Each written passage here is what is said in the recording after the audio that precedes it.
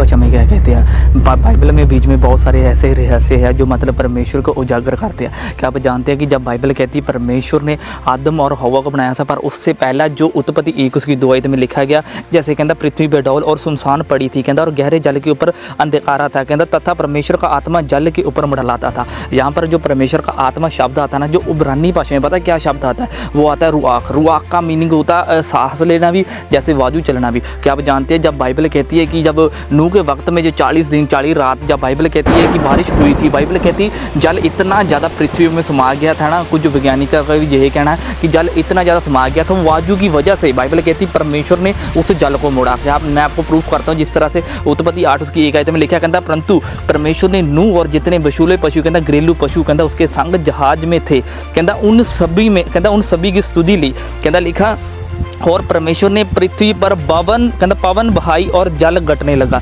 इसलिए यहाँ पर जो परमेश्वर का आत्मा आता ना, जो हवा शब्द आता है, जैसे आप हवा देखते हो जी, कोई ऐसा ना समझो कोई ऐसी मतलब कि इमेजिनेशन है जो कोई क्रिएट 3D। नो दोस्तों, कि जब बाइबल कहती परमेश्वर का आत्मा आता है ना, वो हवा के समान ही आता है। जैसे यीशु ने बोला था ना, जिस तरह से हवा चलती है तू नहीं पहचान सकता, इसी तरह से परमेश्वर का आत्मा होता है। बहुत साल पहले जहाँ पर जब उत्पत्ति 1 उसकी 2 आयत में लिखा कहता पृथ्वी बेडौल और सुनसान पड़ी थी और गहरे जल के ऊपर अंधकारा था। बहुत साल पहले जो परमेश्वर ने जीव जंतु बनाए थे ना, वैज्ञानिक का 150 साल पहला उसने खोज की। जब उन लोगों ने ना खोज की 150 मतलब कि कैब्रियन नाम का कुछ पाया गया, जो 150 वर्ष पहला जो मतलब वैज्ञानिकों ने ये खोज की थी कि प्रांतन जो जीव जंतु चट्टानों के ऊपर ना हज़ारों फीट के ऊपर वो बैठे दिखाई दिए। जब उन्होंने मतलब कि इस चीज़ को कैप्चर किया, उसको कैब्रियन दिखाने लगा। उस पहाड़ का नाम आज भी कैब्रियन है, पर कैब्रियन से बदल के पिक कैब्रियन रख दिया गया। पर वो जो मतलब वैज्ञानिक था ना, उस वैज्ञानिक का नाम पता क्या था? उस वैज्ञानिक का नाम था डॉक्टर स्टीफन सी माइसर। इसने मतलब बाइबल जब इसकी हिस्ट्री बताती है कि जब इसने ये चीज़ देखी है ना,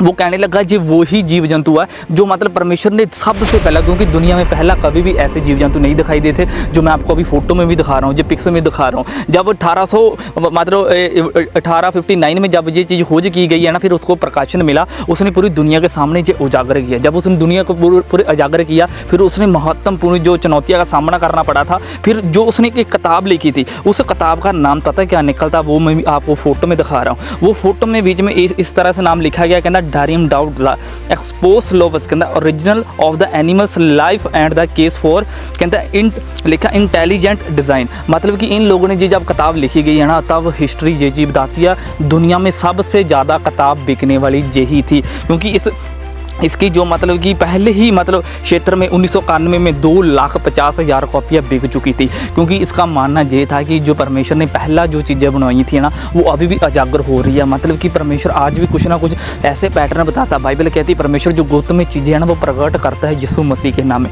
जब भी आप अपनी बाजू आसपास चलते देखते हो ना, तो आप हमेशा याद रखो ये परमेश्वर का एक आत्मा होता है। जब बाइबल कहती है परमेश्वर ने बाइबल कहती है कि जैसे दुनिया में बहुत सारी दुनिया में है ना, जैसे देखियो कि बारिश आती है तो मतलब बहुत सारे घरों बैठे जाते हैं, तो परमेश्वर उनको बचाने के लिए वायु चलाता है। जैसे वायु चलाता है ना, वो जो बारिश होती है ना मतलब अगाहें से निकल जाती है यीशु मसीह के नाम में। इसलिए मेरा मानना ये है, जब भी आप है ना हवा को महसूस करते हो तो परमेश्वर की आत्मा को महसूस करो, क्योंकि इब्रानी भाषा में हवा और आत्मा सेम एक ही शब्द आते हैं यीशु मसीह के नाम में। जब आप हवा को महसूस करते हो तो आपको यीशु की वो कहानी याद आएगी, जैसे यीशु ने निकुदेमुस को बोला था यीशु मसीह के सामर्थ्य नाम।